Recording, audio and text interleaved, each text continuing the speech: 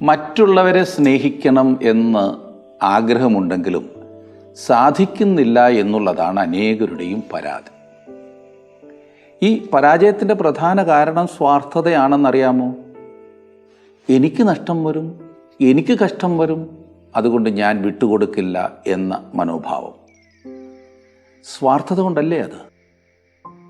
എനിക്ക് നഷ്ടം വന്നാലും സാരമില്ല, ഞാനുമായി ബന്ധപ്പെടുന്നവർക്ക് ലാഭമുണ്ടാകട്ടെ എന്ന് ചിന്തിച്ചാൽ തീരില്ലേ പ്രശ്നം? മറ്റുള്ളവരെ സ്നേഹിക്കുവാൻ കഴിയില്ലേ? അബ്രഹാമും തൻ്റെ സഹോദരപുത്രൻ ലോത്തുമായി ഉണ്ടാകാമായിരുന്ന ഒരു വലിയ പ്രശ്നം അബ്രഹാമിൻ്റെ പക്വതയോടുകൂടിയ ഒരു പ്രതികരണത്താൽ സകലർക്കും മാതൃകയായി തീർന്നത് ഇന്നത്തെ പഠനത്തിൽ നാം ചിന്തിക്കുവാൻ പോവുകയാണ്. ഈ പറയുന്നത് പോലെ നിങ്ങളുടെ ഭവനത്തിലും സഭയിലും ജോലിസ്ഥലത്തും അയൽപക്കത്തുള്ളവരോടുമൊക്കെ പ്രവർത്തിക്കുവാൻ നാം തയ്യാറാകുമോ? എങ്കിൽ പ്രശ്നം പരിഹരിക്കാൻ സാധിക്കും, സ്വസ്ഥമായി ജീവിക്കുവാൻ കഴിയും. പലപ്പോഴും നമ്മുടെ കയ്യിലെ പിടിപ്പുകേട് കൊണ്ടാണ് നമുക്ക് സ്വസ്ഥതയില്ലാത്തത്. അതുകൊണ്ട് അബ്രഹാമിനെ പോലൊരു മനോഭാവം നമുക്കുണ്ടാകട്ടെ. ഇന്നത്തെ പഠനം അതിനായി താങ്കളെ തീർച്ചയായും സഹായിക്കും. ശ്രദ്ധിച്ച് തുടർന്നുള്ള ക്ലാസ്സിൽ പങ്കെടുത്താട്ടെ. ഉൽപ്പത്തി പുസ്തകം 12-ാം അധ്യായമാണല്ലോ കഴിഞ്ഞ ക്ലാസ്സിൽ നാം പഠിക്കുവാൻ ആരംഭിച്ചത്. വചനത്തിൽ പറഞ്ഞിരിക്കുന്നത് പോലെ തന്നെ നമുക്കും 17-ാം അധ്യായം വരെ അബ്രാം എന്ന് തന്നെ വിളിക്കാം. 17-ാം അധ്യായത്തിലാണല്ലോ അബ്രഹാം എന്ന് ദൈവം അവൻ്റെ പേര് മാറ്റിയത്. 12-ാം അധ്യായത്തിൻ്റെ 3-ാം വാക്യം വരെ നാം കണ്ടു ദൈവം അബ്രഹാമിനെ വിളിച്ചതും അവന് വാഗ്ദത്തം ചെയ്ത അനുഗ്രഹങ്ങളും നാം കണ്ടു. 4 മുതലുള്ള വാക്യങ്ങൾ നാം ഇന്ന് കാണുവാൻ പോകുകയാണ്. 4-ാം വാക്യത്തിൽ നാം വായിക്കുന്നത്, യഹോവ തന്നോട് കൽപ്പിച്ചതുപോലെ അബ്രാം പുറപ്പെട്ടു, ലോത്തും അവനോട് കൂടെ പോയി. ഹാരാനിൽ നിന്ന് പുറപ്പെടുമ്പോൾ അബ്രാമിന് 75 വയസ്സായിരുന്നു. യഹോവ തന്നോട് കൽപ്പിച്ചതുപോലെ അബ്രാം പുറപ്പെട്ടു. ഇനിയും അവൻ ദൈവം തന്നെ നയിക്കുന്നത് പോലെ കനാൻ നാട്ടിലേക്ക് പോകും. ലോത്തും അവനോട് കൂടെ പോയി. ഇതാ ഇവിടെ ഇപ്പോഴും അപൂർണമായ അനുസരണം. അബ്രാം തൻ്റെ സഹോദരപുത്രനായ ലോത്തിനെയും കൂടെ കൊണ്ടുപോകുന്നു.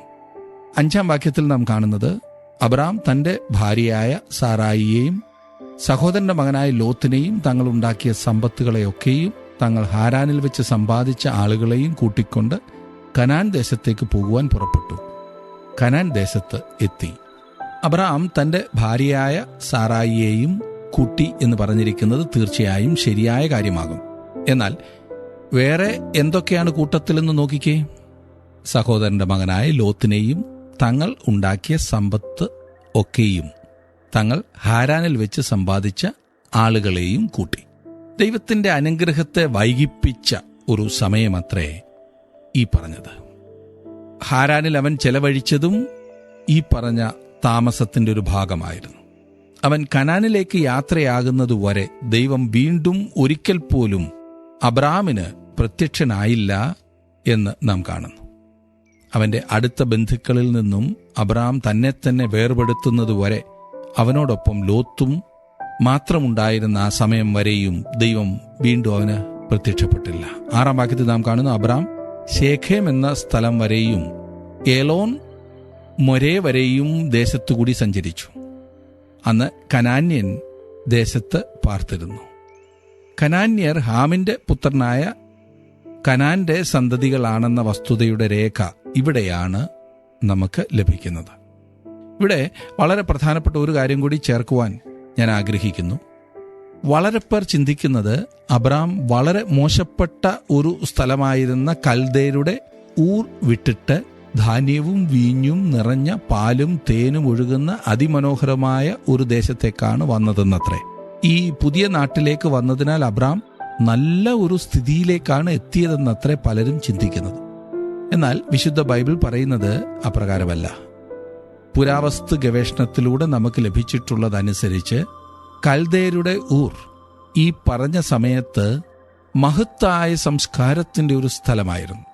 ഊര് വളരെ അഭിവൃദ്ധി പ്രാപിച്ചിരുന്ന സമ്പൽ സമൃദ്ധമായ ഒരു പട്ടണമായിരുന്നു. അബ്രഹാം അതെല്ലാം വിട്ടിട്ട് കനാൻ ദേശത്തേക്ക് വന്നു. അന്ന് കനാന്യർ ദേശത്ത് പാർത്തിരുന്നു. ഈ കനാന്യർ ഒരു സംസ്കാരവുമില്ലാത്തവരായിരുന്നു, ഒരു വിജാതീയ വർഗം. തന്റെ അവസ്ഥ കുറെ കൂടി മെച്ചപ്പെടുത്തുവാൻ കനാനിലേക്ക് കുടിയേറിയതല്ല അബ്രാം. പിന്നെയോ ദൈവത്തിന്റെ കൽപ്പന അനുസരിച്ചാണ് അബ്രാം അവിടെ വന്നത്. ഇപ്പോൾ അവൻ അനുസരിച്ചു. തുടർന്ന് എന്ത് സംഭവിക്കുന്നു എന്ന് നോക്കിക്കേ. 7-ാം വാക്യത്തിൽ യഹോവ അബ്രാമിന് പ്രത്യക്ഷനായി, നിന്റെ സന്തതിക്ക് ഞാൻ ഈ ദേശം കൊടുക്കുമെന്ന് അരുളി ചെയ്തു.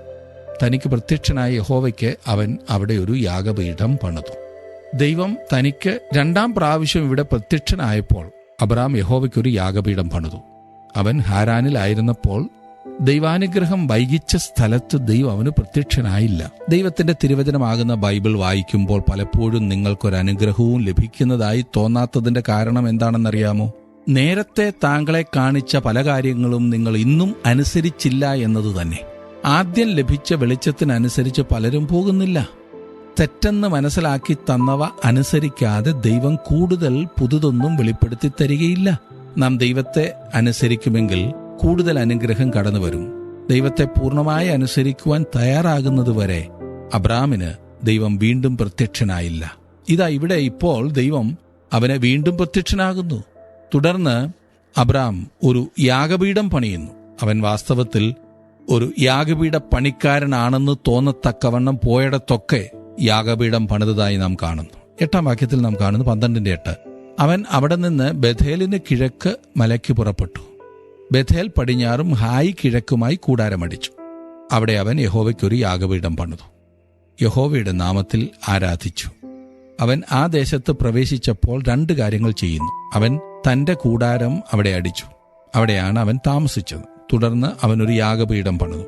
അതത്രേ ദൈവത്തോടുള്ള അവന്റെ സാക്ഷ്യം. അബ്രഹാം പോയിടത്തെല്ലാം ദൈവത്തിനൊരു സാക്ഷ്യം നിർത്തി. ഇത്തരുണത്തിൽ നിങ്ങൾ ഒരു കാര്യം സ്വയം ചിന്തിച്ചു നോക്കുക. നിങ്ങളുടെ സാക്ഷ്യം എപ്രകാരമുള്ളതാണ്? വീടിന്റെ വാതിൽക്കൽ ക്രിസ്തു ഈ വീടിന്റെ നായകൻ എന്ന് എഴുതി വെച്ചതുകൊണ്ടോ, നിങ്ങളുടെ ഉടുപ്പിൽ യേശു നിന്നെ സ്നേഹിക്കുന്നു എന്ന ബാഡ്ജ് കുത്തിയതുകൊണ്ടോ, കാറിന്റെ പിൻപിൽ യേശു രക്ഷിക്കുന്നു എന്ന് എഴുതി വെച്ചതുകൊണ്ടോ സാക്ഷ്യമാകില്ല. പലപ്പോഴും ഇതൊക്കെ ചെയ്യുന്നവരാകുന്നു ഏറ്റവും കൂടുതൽ തെറ്റിൽ പോകുന്നത് എന്ന് ലോകം പറയുന്നു. ഇതൊക്കെ ചെയ്യുന്നത് തെറ്റാണെന്നല്ല ഞാൻ പറഞ്ഞത്. അബ്രാം ശാന്തമായി ദൈവത്തെ ആരാധിച്ചു. കനാന്യർ അധികം താമസിയാതെ ഒരു കാര്യം മനസ്സിലാക്കി. ഇവിടെ ഇതാ ദൈവത്തെ ആരാധിക്കുന്ന ഒരു മനുഷ്യൻ. അതത്രേ നമുക്കുണ്ടായിരിക്കേണ്ട സാക്ഷ്യം. അതെ, ദൈവത്തെ അനുസരിക്കുന്ന വ്യക്തി എന്ന സാക്ഷ്യം, ദൈവത്തെ ആരാധിക്കുന്ന വ്യക്തി എന്ന സാക്ഷ്യം. ഇനി നാം കാണുവാൻ പോകുന്നത് അബ്രാമിന്റെ ജീവിതത്തിലെ ഒരു അടിയാണ്. വാസ്തവം പറഞ്ഞാൽ ഇത് 2-ാമത്തേതാണ്. 10-ാം വാക്യത്തിൽ നാം കാണുന്നു, ദേശത്ത് ക്ഷാമമുണ്ടായി. ദേശത്ത് ക്ഷാമം കഠിനമായി തീർന്നതുകൊണ്ട് അബ്രാം മിസ്രൈമിൽ ചെന്ന് പാർപ്പാൻ അവിടേക്ക് പോയി. അബ്രാം ദേശത്ത് പാർത്തിരുന്നു. ഇത് ഒരു അനുഗ്രഹത്തിന്റെ സ്ഥലമായിരുന്നു. അവിടം വിടുവാൻ ദൈവം അവനോട് ഒരിക്കലും പറഞ്ഞില്ല. എന്നാൽ ഇപ്പോൾ ദേശത്തിന് ഒരു പ്രശ്നം, ഒരു ക്ഷാമം. ഞാൻ ചിന്തിക്കുന്നത്, ഒരു ദിവസം രാവിലെ അബ്രാം എഴുന്നേറ്റ് തൻ്റെ കൂടാരത്തിൻ്റെ ആ കർട്ടൻ ഒരു അല്പം മാറ്റിയിട്ട് വെളിയിലേക്ക് നോക്കിയിട്ട് ഇപ്രകാരം പറഞ്ഞു കാണും, പിന്നെ കേട്ടോ സാറായേ, എല്ലാവരും മിസ്രൈമിലേക്ക് പോകുന്നു എന്നത്രേ തോന്നുന്നത്. നോക്കിക്കേ, ഇവിടെ ഈ നാട്ടിൽ ഒരു ക്ഷാമമുണ്ടെന്ന് നിനക്കറിയാമോ? അത് വല്ലാതങ്ങ് കൂടുകയാണെന്ന് തോന്നുന്നു. ഇവിടെ ഇങ്ങനെ നമ്മൾ കഥയും പറഞ്ഞുകൊണ്ടിരുന്നാൽ കാര്യം നടക്കില്ല. പോകുന്ന കാര്യത്തെക്കുറിച്ച് നമുക്കും ചിന്തിക്കേണ്ടതാണ്. അതാണ് നല്ലത്. ഇത് കേട്ടപ്പോൾ സാറായി ഇങ്ങനെ പ്രതികരിച്ച് കാണുമെന്നാണ് ഞാൻ ചിന്തിക്കുന്നത്. പിന്നെ അത് എന്നോട് ചോദിക്കണോ? അങ്ങേക്ക് എന്ത് ചെയ്യണമെന്ന് തോന്നിയാലും എനിക്ക് വിരോധമില്ല, ഞാനും കൂടങ്ങ് വരില്ലേ? ഞാൻ നിങ്ങളുടെ ഭാര്യയല്ലേ. അങ്ങനെ ചില ദിവസങ്ങൾ നീങ്ങിക്കാണും. വടക്ക് നിന്നും തങ്ങളുടെ വഴിയെ വന്ന ചില യാത്രക്കാരോടൊക്കെ അബ്രാം ക്ഷാമത്തെപ്പറ്റി അന്വേഷിച്ചു. അവരൊക്കെ പറഞ്ഞു, ക്ഷാമം അതികഠിനമായിക്കൊണ്ടിരിക്കുകയാണെന്നും അങ്ങനെ അതെത്രയും പെട്ടെന്ന് തങ്ങൾ പാർക്കുന്ന ഈ സ്ഥലത്തും എത്തുമെന്നുമൊക്കെ അവർ പറഞ്ഞു. ഒരു സന്ധ്യാസമയം അബ്രാം ഇപ്രകാരം പറഞ്ഞു കാണും, സാറായിയെ, നാമും സ്ഥലം വിടുന്നതാ നല്ലത്. എല്ലാം ഒന്ന് കെട്ടിപ്പുറക്കിക്കേ, നാളെ രാവിലെ വിട്ടേക്കാം. അങ്ങനെ അബ്രാമും സാറായിയും മിസ്രൈമിലേക്ക് യാത്ര തിരിച്ചു. അത് ചെയ്യുവാൻ ദൈവം അബ്രാമിനോട് പറഞ്ഞിരുന്നില്ല എന്നത് ശ്രദ്ധിക്കണം. ഇതിനു മുൻപായി ദൈവം അബ്രാമിന് പ്രത്യക്ഷനായപ്പോൾ പറഞ്ഞത്, അബ്രാമേ, ഞാൻ നിനക്ക് നൽകുവാൻ പോകുന്ന ദേശം ഇതത്രേ, നീ ഒരു അനുഗ്രഹമായിരിക്കും, ഞാൻ നിന്നെ ഇവിടെ അനുഗ്രഹിക്കുവാൻ പോകുകയാണ്. എന്നാൽ അബ്രാം ദൈവത്തെ വിശ്വസിച്ചില്ല എന്നത് നിങ്ങൾ മനസ്സിലാക്കണം. അവൻ മിസ്രൈമിലേക്ക് പോയി. വിശുദ്ധ ബൈബിളിൽ മിസ്രൈം ലോകത്തിന്റെ പ്രതീകമാണ്. ബൈബിളിൽ ഉടനീളം ഈ പ്രതീകം നിങ്ങൾക്ക് കാണുവാൻ സാധിക്കും. എന്നാൽ അബ്രാം അവിടേക്ക് ഇറങ്ങിച്ചെന്നു. ലോകം ദൈവത്തിന്റെ മക്കളെ തന്നിലേക്ക് വലിച്ചടുപ്പിക്കുന്നത് ആശ്ചര്യജനകമാണ്. ഈ നീരാളിപ്പിടുത്തത്തിൽ അകപ്പെട്ടിട്ട് അനേകരും അതിനെ ന്യായീകരിക്കുകയാണ്. അവർ പറയുന്നത്, അതേ സഹോദര, ഞങ്ങൾ രാത്രിയിലെ പ്രാർത്ഥനാ കൂട്ടത്തിന് വരാത്തത് പിറ്റേ ദിവസം രാവിലെ എഴുന്നേറ്റ് ജോലിക്ക് പോകേണ്ടതല്ലേ? അതുകൊണ്ടാണ്. അത് എന്നും ചെയ്യുന്ന കാര്യമല്ലേ? ഈ പറയുന്ന വ്യക്തികൾ തന്നെ ടിവിയും കണ്ടുകൊണ്ട് അർദ്ധരാത്രി കഴിയുന്നത് വരെ ഇരിക്കും. പിറ്റേന്ന് വെളുപ്പിന് ഒരു പ്രയാസവും കൂടാതെ ഒരുങ്ങി ജോലിക്ക് പോവുകയും ചെയ്യും. യാതൊരു കഥയുമില്ലാത്ത കാര്യം പറഞ്ഞുകൊണ്ട് എത്ര സമയം കളയുവാനും പലർക്കും ഒരു പ്രയാസവുമില്ല. എന്നാൽ ഒന്ന് പ്രാർത്ഥിക്കാമെന്ന് പറഞ്ഞാൽ ഉടനെ ഭാവം മാറും. ലോകം മനുഷ്യനെ ആകർഷിക്കുന്ന വിധം ആശ്ചര്യം തന്നെയാണ്. എന്നിട്ട് പ്രിയപ്പെട്ടവർ അതിനെ ന്യായീകരിക്കുന്നത് അതിലും ആശ്ചര്യമാണ്. ഒരു കാര്യം മനസ്സിലാക്കൂ, ദൈവത്തെ അനുസരിക്കാത്തത് എന്നെന്നും തെറ്റ് തന്നെയാണ്. അതിനെ എത്ര ന്യായീകരിച്ചാലും രക്ഷയില്ല, അത് തെറ്റാണ്. എങ്ങനെ ധൃതി പിടിച്ച് നാം പോയാലും ഒരു കാര്യം ഓർക്കണം, ദൈവത്തെ അനുസരിക്കുന്നത് മാത്രമാണ് അനുഗ്രഹം.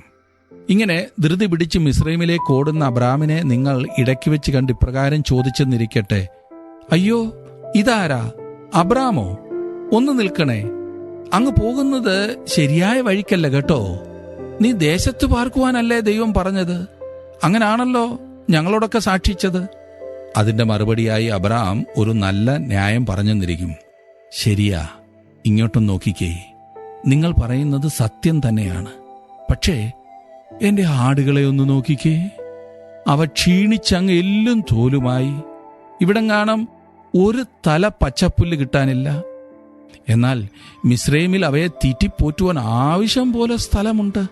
ഞാനൊരു ചുരുങ്ങിയ സമയത്തേക്കല്ലേ അങ്ങോട്ട് പോകുന്നത്. അങ്ങനെ അവൻ അവിടെ പോകുവാൻ തീരുമാനിച്ചു.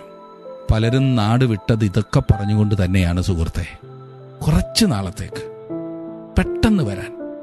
എന്തായിരുന്നാലും പെട്ടെന്നൊരു പ്രശ്നം അബ്രഹാമിനും സാറായിക്കും അഭിമുഖീകരിക്കേണ്ടതായി വന്നു.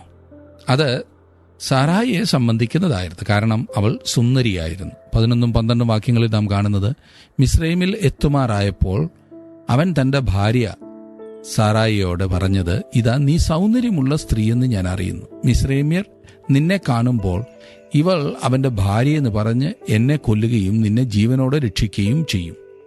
അബ്രാം മിസ്രൈമിനോട് അടുത്തപ്പോൾ അവന് മനസ്സിലായി അവൻ പ്രശ്നത്തിൽ ചെന്ന് അകപ്പെടുമെന്ന്. കാരണം സാറായിയുടെ സൗന്ദര്യം തന്നെ. സാറായി അതിസുന്ദരിയായിരുന്നു എന്ന് വിശദീകരിക്കുന്ന പല ചരിത്രരേഖകളും കണ്ടെത്തിയിട്ടുണ്ട്. അതുപോലെ തന്നെ അബ്രഹാം കൈവശമാക്കിയ ദേശം വാസ്തവത്തിൽ പാലും തേനും ഒഴുകുന്നതായിരുന്നു. അങ്ങനെ അബ്രഹാം തന്റെ പ്രതിസന്ധിയെ തരണം ചെയ്യുവാൻ ഇവിടെ ഒരു എളുപ്പമാർഗം കണ്ടുപിടിക്കുന്നു. 13 വാക്യത്തിൽ നാം വായിക്കുന്നു, 12 അധ്യായത്തിന്റെ 13 വാക്യത്തിൽ, നീ എന്റെ സഹോദരി എന്ന് പറയണം, എന്നാൽ നിന്റെ നിമിത്തം എനിക്ക് നന്മ വരികയും ഞാൻ ജീവിച്ചിരിക്കുകയും ചെയ്യും. നീ എന്റെ സഹോദരി എന്ന് പറയണം. ശരിക്കു പരിശോധിച്ചാൽ ആ പറഞ്ഞത് പകുതി സത്യമാണ്, എന്നാൽ മറ്റേ പകുതി കള്ളവുമാണ്. നിങ്ങൾക്കറിയാമോ, ഈ പകുതി സത്യം പലപ്പോഴും മുഴുവൻ കള്ളത്തേക്കാൾ മോശമാണ്.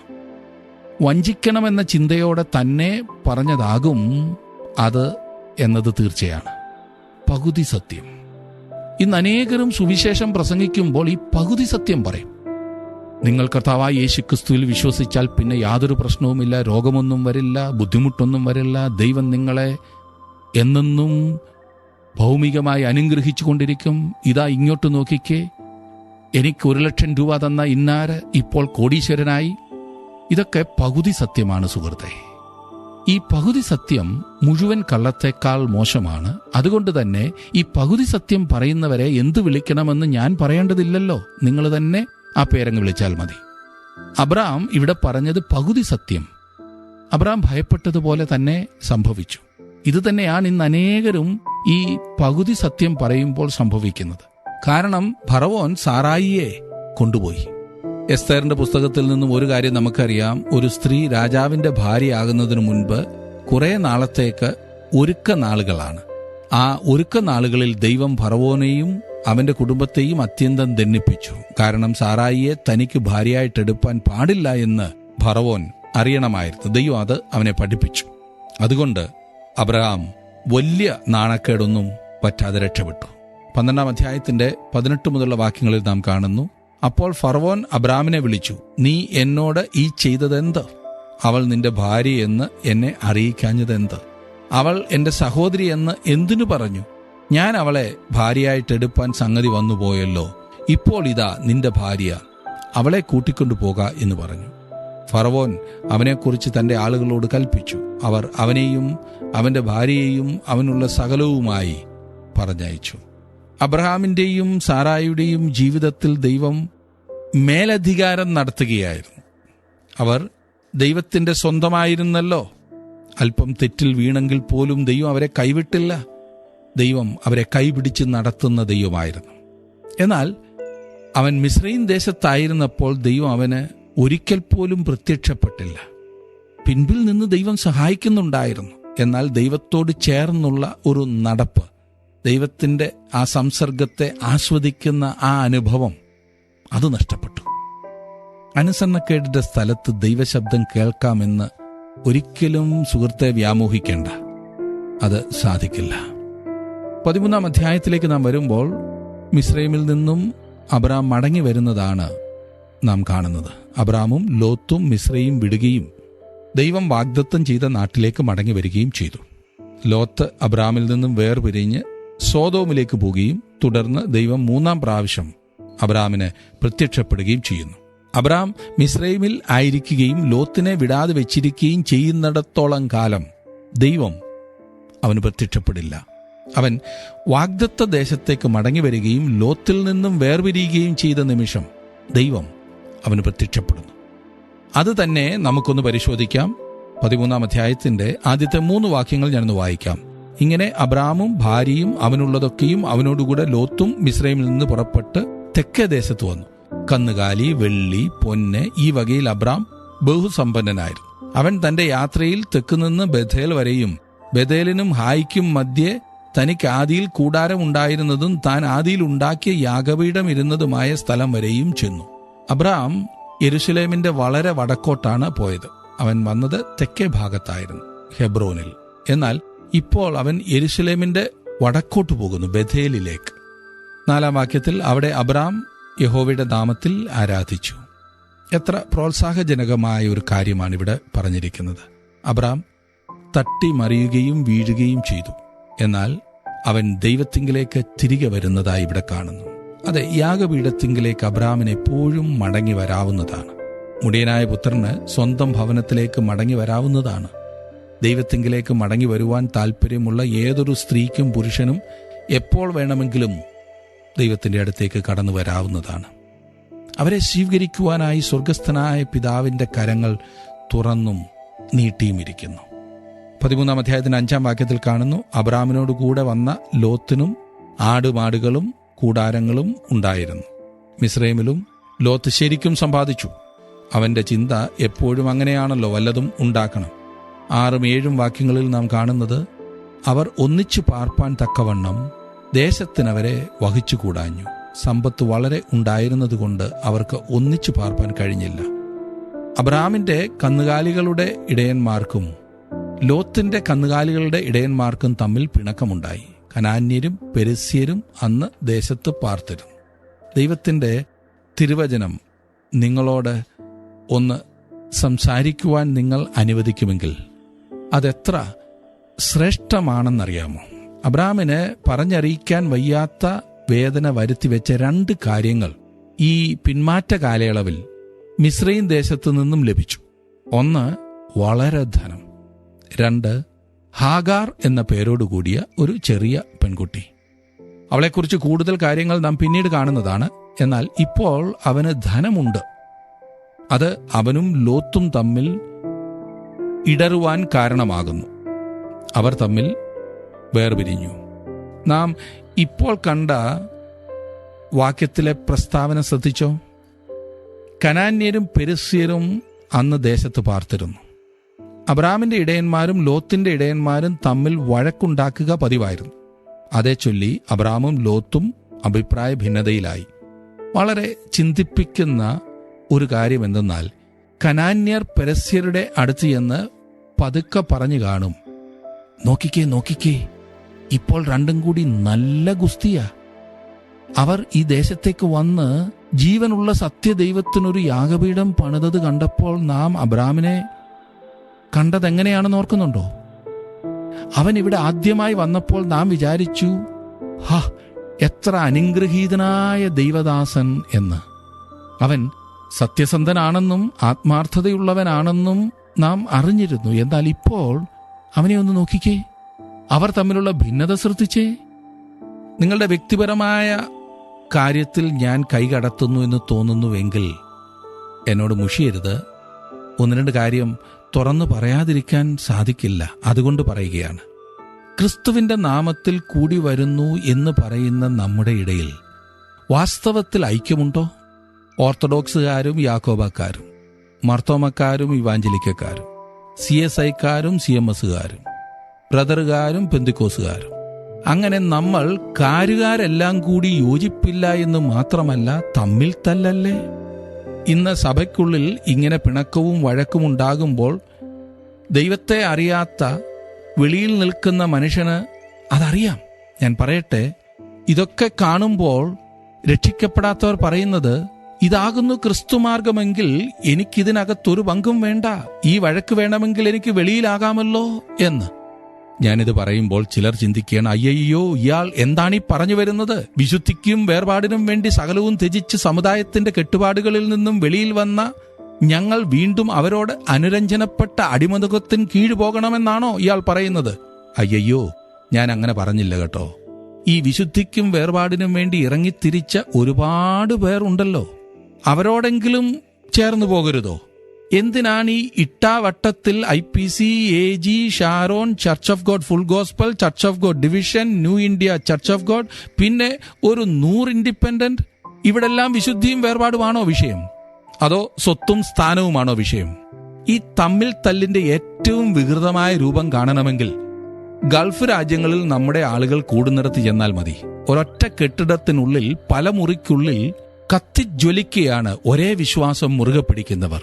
ഇതുകൊണ്ട് ലാഭം ആർക്കാണെന്നറിയാമോ? കെട്ടിടത്തിന്റെ വാടക വാങ്ങുന്നവർക്ക്. നമ്മുടെ ഈ തമ്മിൽ തല്ല് ലോകത്തിന് എത്ര ലാഭം ഉണ്ടാക്കി കൊടുക്കുന്നെന്നറിയാമോ? നിങ്ങളുടെ ഉപാധികളെല്ലാം നീക്കിയിട്ട് ഒരു നിമിഷം ചിന്തിക്കൂ സുഹൃത്തെ, നിങ്ങൾ തന്നെയാണ് ശരി. എന്നാൽ ആ തെറ്റായിട്ടുള്ളവരെ സ്നേഹിക്കുവാൻ നിങ്ങൾക്ക് കഴിയുന്നുണ്ടോ? യേശു കർത്താവ് തനിക്കുള്ളവരോട് പറഞ്ഞു, നിങ്ങൾ മർത്തോമക്കാരായി പെന്തിക്കോസ്തുകാരായി നിന്ന് സഭ രൂപീകരിക്കാമെങ്കിൽ നിങ്ങൾ എൻ്റെ ശിഷ്യന്മാരെന്ന് എല്ലാവരും അറിയും. അങ്ങനാണോ? ഒരിക്കലുമല്ല. യേശു കർത്താവ് പറഞ്ഞ്, നിങ്ങൾക്ക് തമ്മിൽ സ്നേഹമുണ്ടെങ്കിൽ നിങ്ങൾ എൻ്റെ ശിഷ്യന്മാരെന്ന് എല്ലാവരും അറിയും. സ്വയം ഒന്ന് പരിശോധിക്കൂ. ഏതെങ്കിലും ഒരു ദൈവപൈതലുമായി യോജിച്ചു പോകുവാൻ നിങ്ങൾക്ക് പ്രയാസമായി തോന്നുന്ന പക്ഷം നിങ്ങൾ ഒരു ദൈവപൈതലാണോ എന്ന് ഞാൻ സംശയിക്കുന്നു. കനാന്യരും പെരിസ്യരും, അതെ, ആ പഴയ വഷളന്മാർ, നിങ്ങളുടെ സഭയ്ക്കുള്ളിൽ അടി നടക്കുന്നത് എപ്പോഴാണെന്ന് അവർക്കറിയാം. നിങ്ങളുടെ സാക്ഷ്യം എന്താണെന്ന് അവർക്കറിയാം. ഈ കാര്യത്തിൽ എൻ്റെ ഹൃദയം വേദനിക്കുകയാണ്. എന്നെ നിങ്ങൾക്ക് എങ്ങനെ വേണമെങ്കിലും വിമർശിക്കാം, എന്നാലും ദൈവമക്കൾ തമ്മിൽ പിണങ്ങിയിരിക്കുന്നത് ശരിയല്ല. എത്രമാത്രം വിരോധമാകുന്നു പലരും വെച്ചു പുലർത്തുന്നതെന്നറിയാമോ? ഇന്നാരുടെ ആരാധനാ സ്ഥലത്ത് പോയാൽ നേരെ നരകത്തിൽ പോകുമെന്ന് പഠിപ്പിക്കുന്നവർ പോലുമുണ്ട്. അതൊന്നും വിശദീകരിക്കുവാൻ ഞാൻ ആഗ്രഹിക്കുന്നില്ല. അവിടെ എന്താകുന്നു നടക്കുന്നതെന്ന് അറിയാതല്ലേ നിങ്ങൾ അവരെ വിമർശിക്കുന്നത്?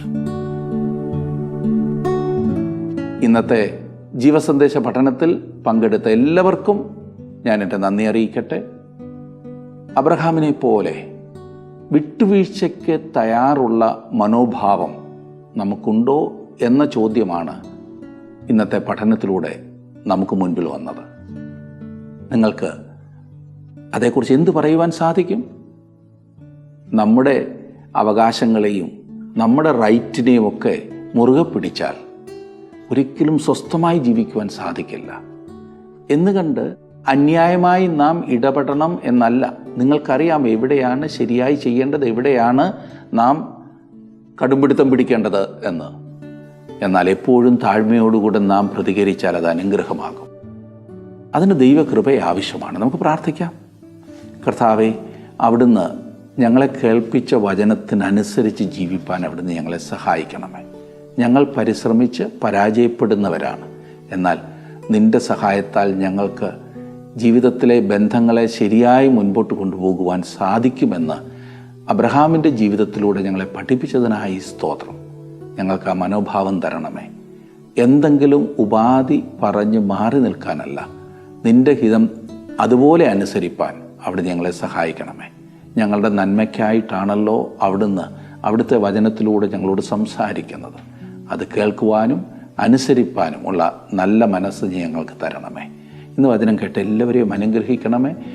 ഈ കേട്ടതുപോലെയുള്ള ഏതെങ്കിലും പ്രശ്നത്താൽ അവർ ഭാരപ്പെടുന്നുവെങ്കിൽ കർത്താവേ, നീ അവരെ സഹായിച്ച് ശക്തീകരിച്ച് പ്രയോജനമുള്ളവരായി സന്തോഷമുള്ളവരാക്കി തീർക്കണമെന്ന് പ്രാർത്ഥിക്കുന്നു. യേശുക്രിസ്തുവിൻ്റെ നാമത്തിൽ ഞങ്ങൾ അപേക്ഷിക്കുന്ന ഈ പ്രാർത്ഥന കേൾക്കുമാറാകണമേ. ആമേൻ. ദൈവം നിങ്ങളെ സമൃദ്ധിയായിട്ട് അനുഗ്രഹിക്കട്ടെ. അടുത്ത ക്ലാസ്സിൽ നമുക്ക് വീണ്ടും കാണാം.